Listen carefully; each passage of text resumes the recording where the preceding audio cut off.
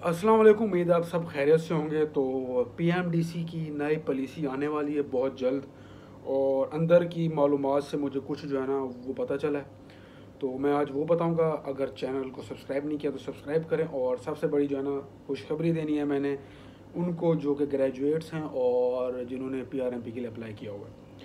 तो कुछ अर्सा पहले ये हुआ था कि पीएमडीसी ये चाह रही थी कि जो पाकिस्तानी ग्रेजुएट्स हैं, नहीं, जो फॉरेन मेडिकल जो है ना ग्रेजुएट्स हैं, जब वो आएँ तो आने के बाद वो टेस्ट दें, और टेस्ट देने के बाद एन आर ई स्टेप 1 और स्टेप 2 देने के बाद जो है ना हम उनको अपना पीआरएमपी दें, जो कि 1 साल का लाइसेंस होता है, जिसे हम कहते हैं प्रोविजनल लाइसेंस, यानी कि सूबाई लाइसेंस, ठीक है ना। उसके ऊपर हम 1 साल की हाउस जॉब जो है ना करते हैं।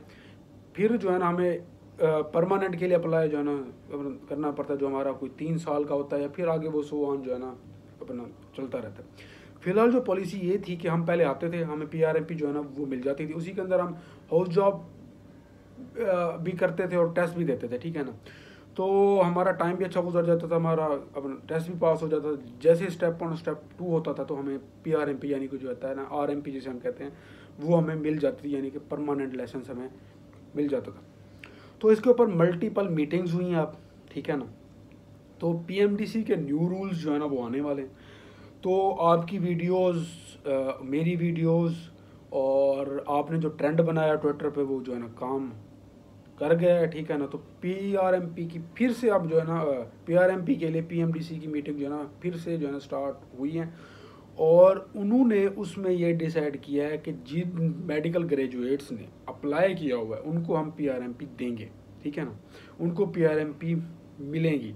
उसके बाद आज से 1 दिन पहले यानी कि कल एक जो मेडिकल काउंसिल होते हैं गवर्नमेंट की तरफ से, तो उनकी मीटिंग हुई है। उन्होंने रिजवान ताज साहब को यही कहा है कि 3 दिनों के अंदर अंदर पीआरएमपी का इशू जो है ना हल होना चाहिए, वरना हम इसके ऊपर एक्शन लेंगे। यानी कि एक हुकूमत की तरफ से कमेटी होती है जो कि इन सारी एमडी कैड, पीएमडीसी, यूएचएस सारों को देखती है, ठीक है ना। तो उसने ये कहा कि विद इन 3 डेज आपने पीआरएमपी इशू जो है ना अपना करनी है, हमें कोई बाद में कोई इशू सुनने को ना मिले। तो बहुत बहुत मुबारक हो जो कि फ्रेश ग्रेजुएट्स हैं, जो कि अभी भी आए, जिन्होंने अप्लाई किया हो, तो उनको पीआरएमपी मिलेगी, ठीक है ना, इंशाल्लाह। और दूसरी बात ये कि नए साल से नए रूल्स आने वाले हैं, क्योंकि अभी पीएमडीसी भी चुप है, उनकी मल्टीपल जो है ना वो मीटिंग्स हो रही हैं, तो नए रूल्स तो आने ही आने हैं, ठीक है ना। अब नए रूल्स क्या आते हैं ये तो उस वक्त ही पता चलेगा कि जब क्या कहते हैं उनका एक प्रॉपर जो है ना मीटिंग टाइम्स आएंगे, मीटिंग्स मिनट्स आएंगे, और एक ऑफिशियल जो है ना नोटिफिकेशन आएगा। लेकिन सुनने में ये आ रहा है कि पाकिस्तानियों के ऊपर वो एनआरई स्टेप 1 और स्टेप 2 लगा रहे हैं। दूसरा ये है कि जो फॉरेन मेडिकल जो ग्रेजुएट्स हैं उनको वो यही चाह रहे हैं कि पहले वो आके अपना स्टेप 1 और स्टेप 2 दें, और उसके बाद वो अपना पीआरएमपी उनको इशू होगी, उसके बाद वो हो जाओगे। लेकिन मेरे लिहाज से ये एक गलत इकदाम है, क्योंकि हॉस्पिटल्स में जो है ना हाउस ऑफिसर्स जो है ना डॉक्टरों की बहुत ही कमी है, क्योंकि इधर ऐसे जो है ना एफएमजीज आ जाते थे तो वो कमी जो है ना अपना पूरी हो जाती थी। लेकिन अगर आप पहले से एक बैरियर जो है ना लगा देंगे तो वो एक तो अपना वो कमी पूरी नहीं होगी। दूसरा, हम एफएमजीज जो है ना एक सिस्टम के अंदर आ जाते थे, हम एक हॉस्पिटल के अंदर आ जाते थे, हमें सीखने को जो है ना बहुत कुछ मिलता था, तो हम उसी देखा देखी में हमारा टेस्ट भी जो है ना क्लियर हो जाता था। लेकिन अब जो ये रूल्स जो है ना अपना बनाने जा रहे हैं, ये फजूल रूल्स हैं, मुझे नहीं लगता कि बनाने चाहिए, ठीक है ना।